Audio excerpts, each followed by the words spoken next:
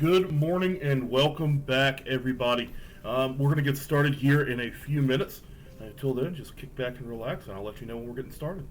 Thank you so much for showing up early. I'm looking forward to it.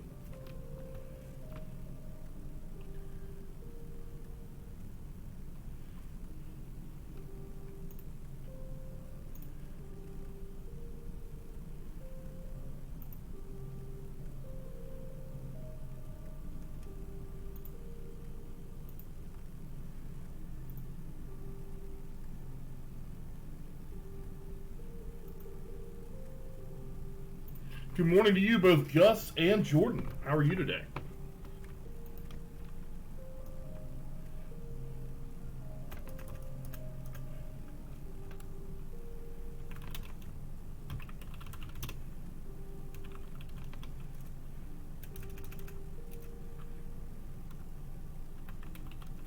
Good morning, Kylie.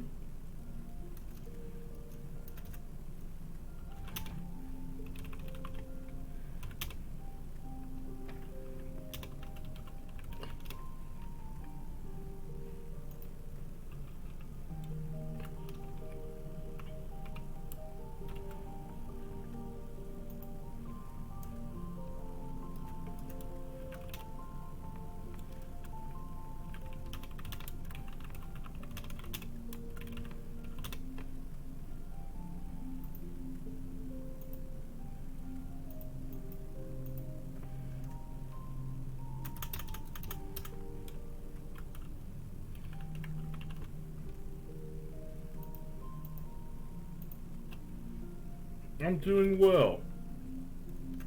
Thank you for asking.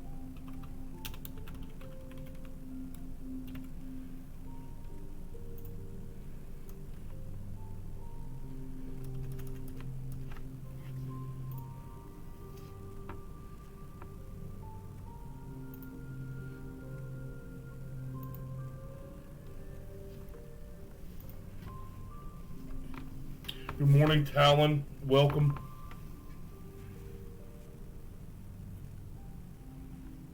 Hello, Sam.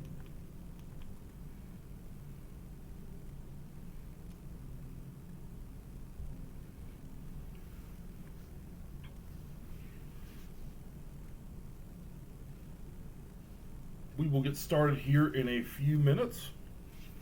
Welcome, everybody. Hope you're ready for today. We have a really cool story to talk about. It's going to be a little bit resemblant of stories that we've talked about before. I'm excited. Good morning, Chris. How are you? Welcome back from camping.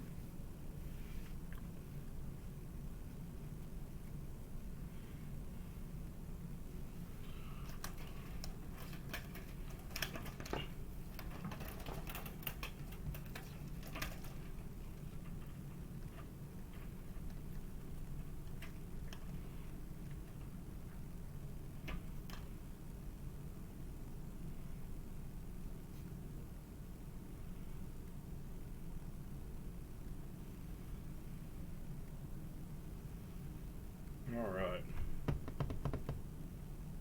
Give it a couple more minutes and we'll get started here at 8:05.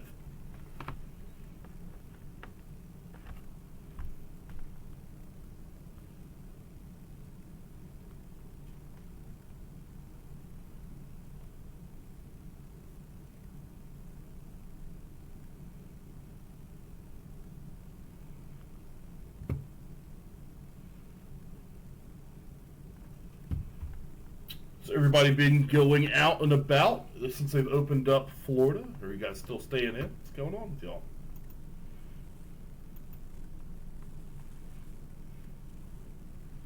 What have you and your family decided to do?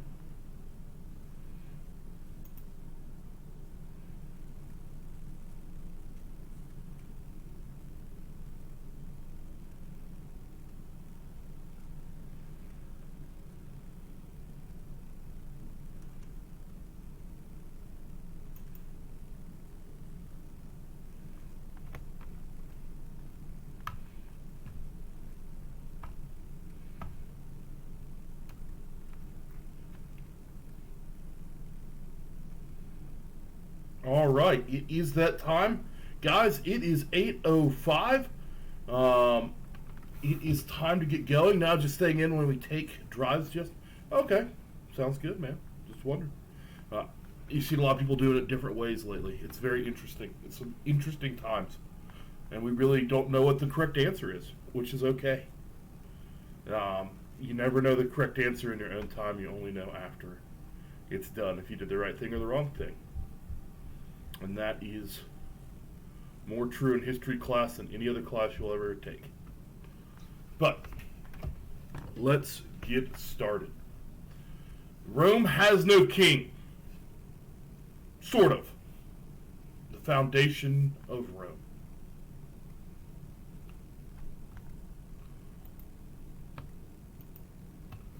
Good morning. Welcome to my favorite ancient civilization, Rome. We're finally getting started into the history of it. Last week we covered the geography. This week we're really going to get into the founding and the first few kings and that led to the Republic. And then next week we'll get into some of my favorite topics, the Punic Wars, the fighting against Hannibal, the rise of Julius Caesar, some really, really cool stuff coming up. And then we'll start looking at some of the cool emperors that Rome had all the way up to about 300, or right around 300 AD when Christianity comes to Rome under Constantine, and we'll continue from there. So we got some cool stuff on the docket for the future. On top of that, next Friday, cool announcement for you guys, next Friday we're going to be doing a Rome and Greece Day. More information will be coming out from your teachers. I've already been working with them on what our plan is, and you guys are going to be a part of it. We're going to have a really cool scavenger hunt at the end of it where you guys are going to go find Roman and Greek things that are in our communities, and it's going to be a picture scavenger hunt. You can have the weekend to do it, and the winning person is going to get a prize. I'm not sure what we're going to do for the prize yet, but I imagine it's going to be something pretty cool, and we'll be delivering it to your house. So the winner will get their picture taken and get the prize. So we're really, really excited about that as well. So I hope you guys get ready for that. It's going to be a cool day, and I'm excited for you guys. All right, here we go. Today we will begin the study of the founding of the city of Rome. Here's our agenda for the day. We're currently in our welcome. We're going to do expectations, standards, essential questions, and objectives. That's going to take us about 3 minutes. Then we're going to talk about the founding peoples, the people that made up the ethnic groups that created the city of Rome. Then we're going to talk about the story of Romulus and Remus, and then I have some questions. So it's going to be a little bit shorter today than it was when we did geography, but we got some really cool stuff to cover, and I'm excited that you guys are here with me. All right, expectations, of course. Guys, take notes and pay attention. Ask questions. Questions help us seek a deeper knowledge of topics. Make connections to our previous lessons and civilizations. I want you to learn something new, and I want you to have fun. All right, those are my expectations for the day, and let's make sure we can make sure those happen. Standards. Standard number 3 says, recognize significant events, figures, and contributions of classical civilizations like Phoenicia, Greece, Rome, and Axum. Well, we've covered Phoenicia and Greece. Now we're on to Rome and Axum. Our objective is we want to understand the myth and tradition surrounding the founding of Rome. And I'll talk about that more here in a second. Our essential question is, how did the founding of Rome reflect its past and its future? So you're going to hear the story behind it, and I want you to see if that can help you make connections to where Rome was going and where they might have come from. And it's a cool story, and I can't wait to tell you. The founding. The founding of Rome is shrouded in history. Shrouded in history. Many of the early Roman records were destroyed by barbarians in 390 BC when they sacked the city. So again, we find ourselves looking for clues. Clues that can help us understand where Rome came from and how it was influenced.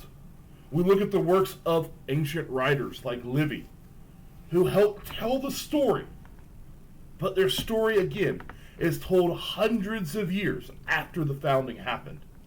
The founding of Rome is sometime in 726 BC. But What really happened, we'll never be able to know. We can only guess, hypothesize, and look at the legends and myths the Romans wrote themselves and see if that can help us drive the story. Remember, history is merely the telling of stories, and this is Rome's story. What we do know is that 4 main ethnic groups, or tribes, helped to found Rome. These groups are the Latins, the Etruscans, the Greeks, and the Sabines, or Sabians.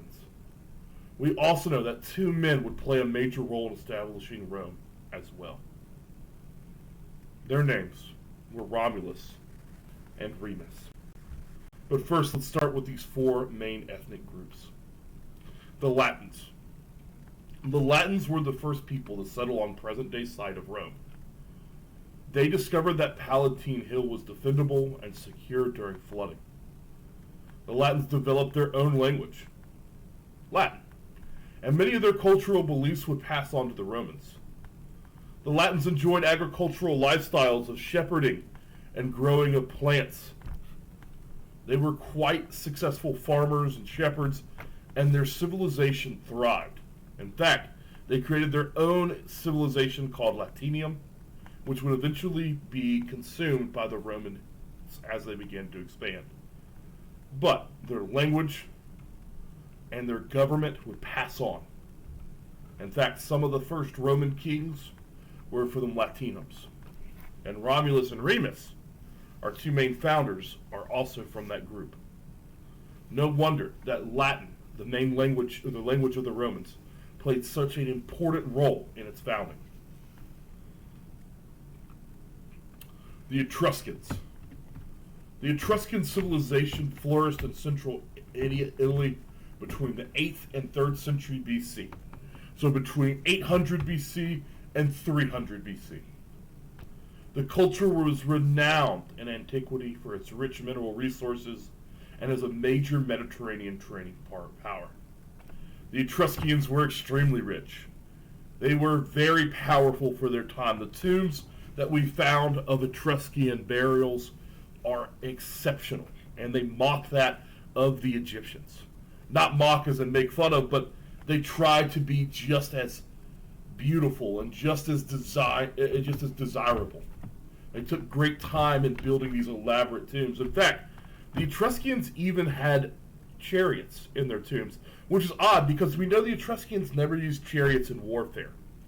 So they took these chariots and they placed them in the tombs because they saw other civilizations doing it, and that helped guide them to make a just as beautiful structure as the civilizations before. In fact, we know a lot more about the Etruscans than we ever thought we would because we were able to dig up some of these burial sites and see the incredible beauty and craftsmanship that these people had. They definitely played a major role in the founding of Rome. Many of the first kings were Etruscans, and their cities were independent city-states like that of Greece. They were only linked by a common language and culture in general. Other than that, the Etruscans really helped establish themselves in the Mediterranean as a major trading partner, and this helps influence Rome to take over that role and become a trading partner as well. They can see the benefit of being connected to other people through the ability of the Etruscans to reach out into the Mediterranean around them. The Greeks.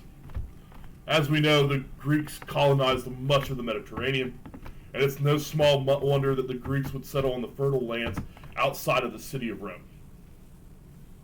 Alright, they saw the ability to find this incredible area to farm, to grow, to herd sheep and cattle, and they realized the benefits of this region, and so they settled down in the same spots. The Greek religion would form the foundation of the Roman religion. And on top of that, the Romans idolized and hungered after Greek culture. The Greeks brought with them their skills in crafting, warfare, education, and of course building. And the Romans loved all of it. They took all of it on themselves, and they really wanted to develop their civilization to look like that of the Greeks. They understood the Greeks' thinking everything else that wasn't Greek as barbarian, and they idolized that. They saw that as important, they saw that as good, and they copied it immensely. Everything the Romans did was to reflect upon the Greeks. And we see that till today in the architecture, in the knowledge, and the philosophy, and the art, and the warfare, and in the education of the city of Rome. The last group are the Sabines. The Sabines lived in a mountainous country east of the Tiber River. The Tiber River, of course, is the river that runs through Rome. The Sabines helped give birth to the first generation of Roman citizens. Many of the first Roman citizens were of Sabian birth. The Sabians were great shepherds and makers of wine, and their civilization was completely taken over by the Romans in 290 BC. They were actually taken over in the 500 BCs, but they were made official Roman citizens in 290 BC. So for about 300 years, they were kind of Roman citizens and kind of slaves, and then eventually the Romans said, welcome to Rome, you're a part of the empire, you're part of the republic here in 290 BC. So we can see a quick transition here from the Sabians, but they really helped bring about that first generation of Romans. Not all too willingly, though. So, now what is going to follow is the story of Romulus and Remus. And we get much of this from this story, or from the historian, Livy. He writes about Romulus and Remus, and what follows is my recounting of the events surrounding their birth, execution, rescue, rearing, and eventual revenge. Let's check it out.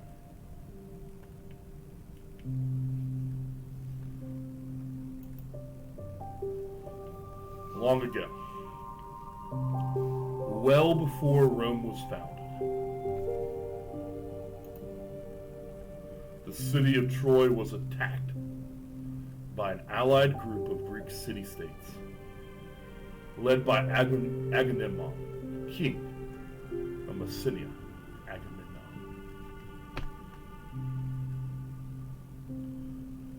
The story of the Trojan War goes that for 10 years, the Trojans fought off this massive Greek army.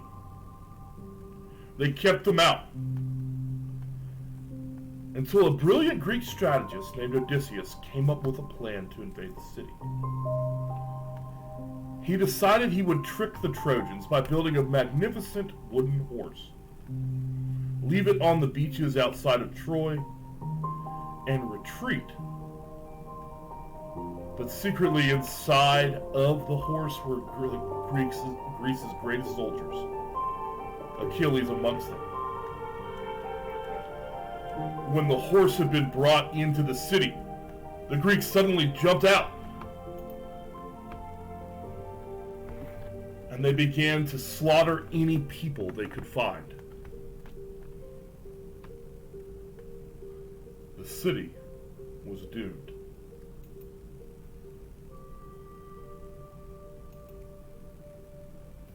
A Trojan hero named Aeneas was charged by King Hector of Troy to escape and continue the greatness of his doomed city.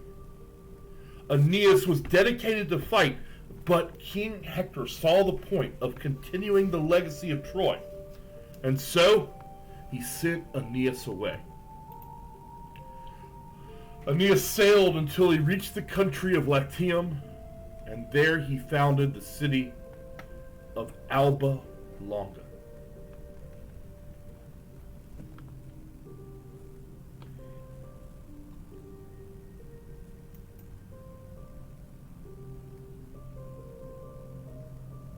Many years passed until the reign of a king named King Numitor.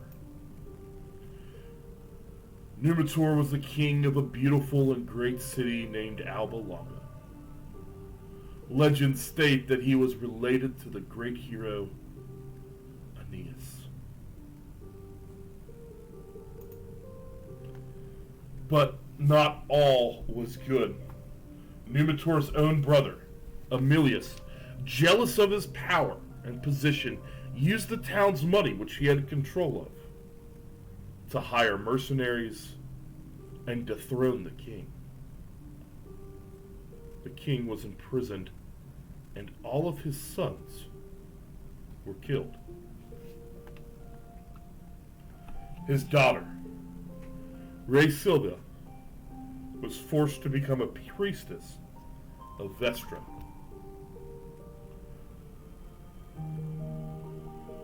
Ray was just a child when she was forced to join the priestesses of Vestra. She prayed daily that the gods might find a way to free her and free her father. And one day, they acted. History tells us that she became pregnant. Roman folk stories tell us that Mars, or Hercules himself, was the father.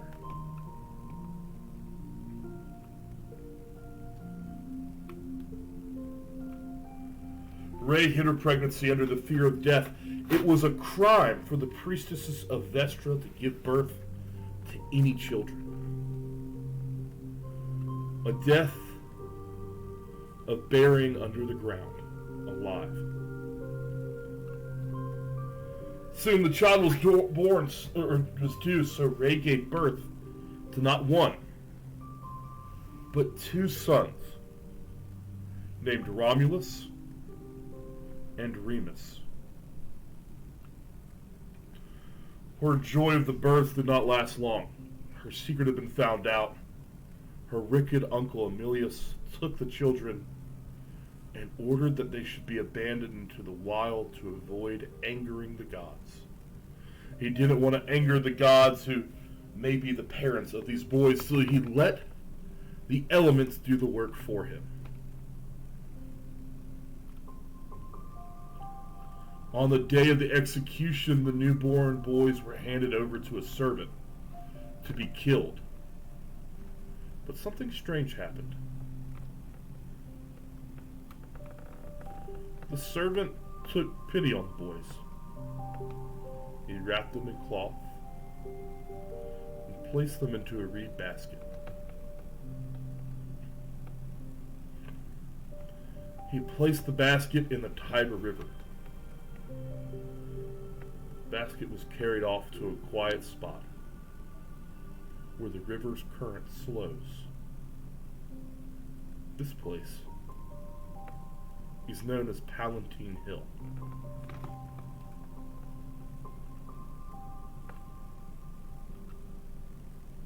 On the banks of Palatine Hill, a solemn wolf waited with her young.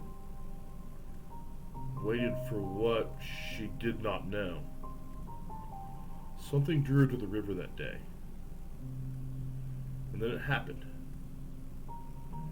She heard the cries of two newborns.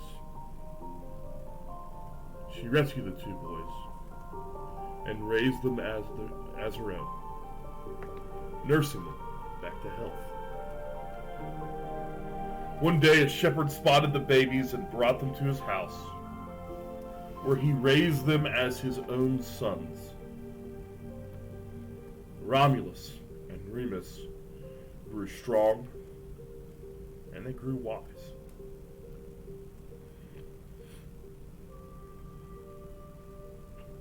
They were raised as shepherds.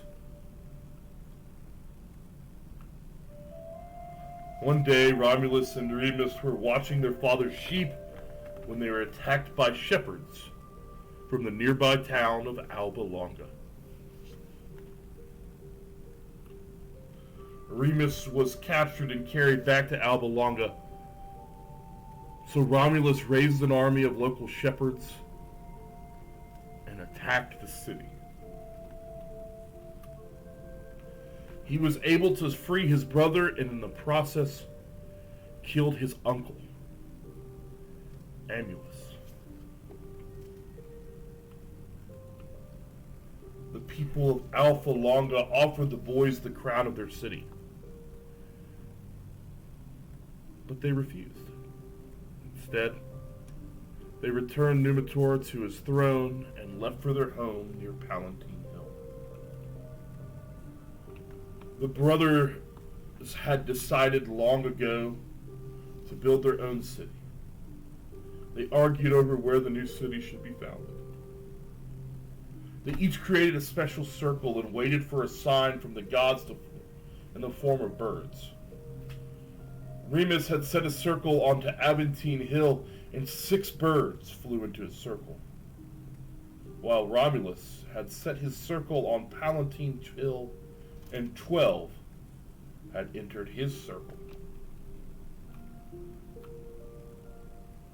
Romulus, viewing this as a sign, immediately began to dig trenches and build walls around Palatine Hill.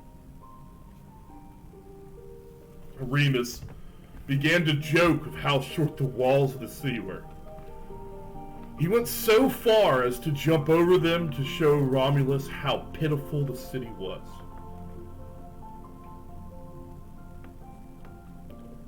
Romulus, in a rage, picked up his shovel and killed his own brother.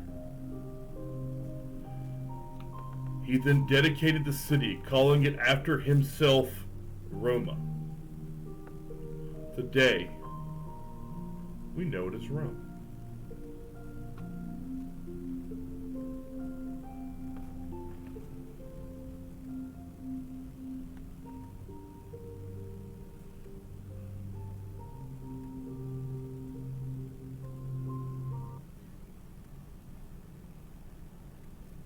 I hope you have enjoyed the story of the founding of Rome by both Romulus and Remus.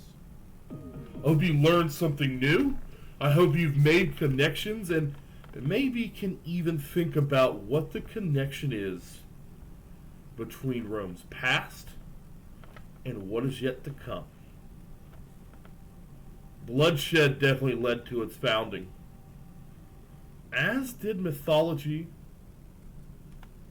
a little bit of luck, a lone wolf, and a lot of revenge.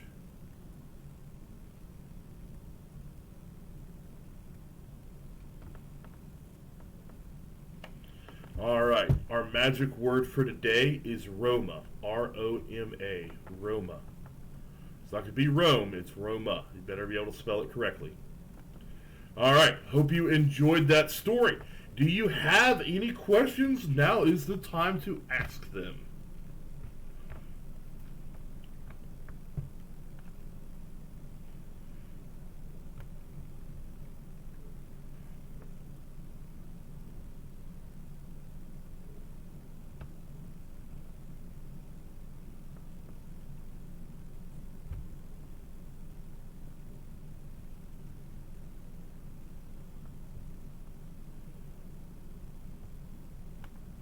Well, the crazy stories are just beginning, Jordan. They don't stop. Rome seems to have many of them. And they get progressively more crazy and progressively more fun. I really enjoy them. So, any questions, guys? Alright. The word for the day is Roma. The quiz will be up later today. Look for it around 10 o'clock. It's going to be real short today, just like our lesson was. I hope you enjoyed that. And then on Thursday, we're going to start looking at the founding of this. We're going to look at the first kings of Rome and how that led into the Republic. Can't wait to share that story with you. We got some really cool stuff coming up. And I will see you guys later. I'm going to be on live in about 5 minutes. I will see you guys there if you have any questions. All right, have a good one. Bye.